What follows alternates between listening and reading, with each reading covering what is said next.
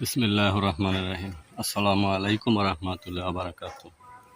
তো দর্শক, আজকে আপনাদের কিছু মজার মজার জিনিস দেখাবো।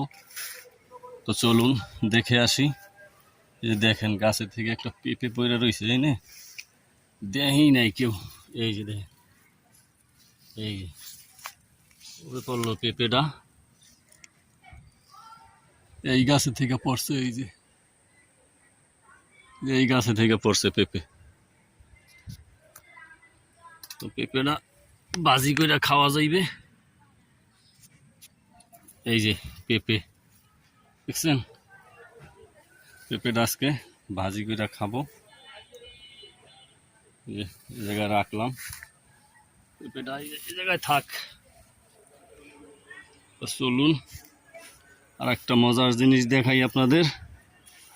এই যে দেখেন, এই যে দর্শক দেখছেন, এই যে দেখেন কত সুন্দর কচুর ফুল, কচুর ফুল। এই যে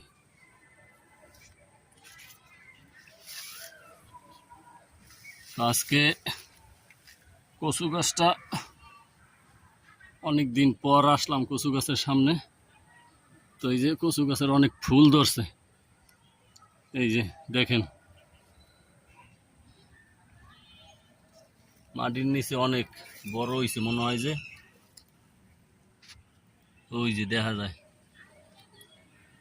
তো দর্শক দেখেন কচু গাছটা কত বড়, এই যে অনেক বড় ডগা হইছে। এই যে অনেক বড় ছড়াই গেছে ডগায় একবারে। আর একটা ছোট অন্য কচু গাছ, এটা দুধমান কচু মনে হয় যে এটা। এই যে দুধমান কচু। আর একটা ছোট পেঁপে গাছ লাগানো হয়েছে এনে। এটা কোন জাতের পেঁপে হবে বলা যাইতেছে না পেঁপে না পর্যন্ত। এই যে তো কিছু ধনিয়া পাতা নেব গুঁড়া মাছের জন্য। এখানে ছিল ধনিয়া পাতা,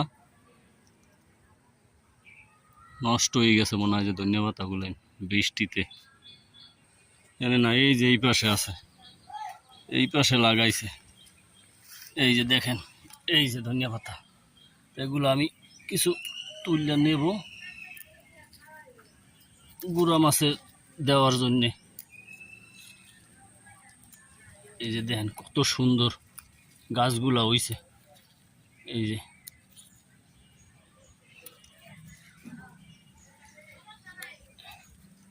পাতায় অনেক সুগন্ধি ঘেরান আছে।